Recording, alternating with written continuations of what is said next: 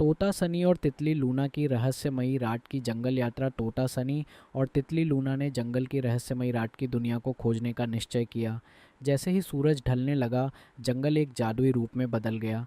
जुगनू तारों की तरह टिमटिमा रहे थे, जो सनी और लूना को अंधेरे में रास्ता दिखा रहे थे। वे एक खुली जगह पर पहुंचे, जहां चमकते हुए मशरूमों का एक गोल घेरा था। अचानक एक मीठी सुरम्य आवाज़ गूंज उठी, स्वागत है यात्रियों। एक कोमल हिरणी, जिसका नाम स्टेला था, छायाओं से बाहर आई। उसकी मुलायम चमकदार त्वचा चांदनी की तरह चमक रही थी। तोता सनी, तितली लूना और स्टेला ने साथ मिलकर उस रहस्यमयी रात के जंगल की खोज की। वे सितारों की रोशनी में नाचे, जुगनुओं के पीछे दौड़े और घास पर टपकते ओस की बूंदों को छका। जैसे जैसे रात गहराई, स्टेला ने एक रहस्य साझा किया। उस जंगल में एक जादुई चंद्रकुसुम मून फ्लावर होता है, जो साल में केवल एक बार पूर्णिमा की रात को खिलता है।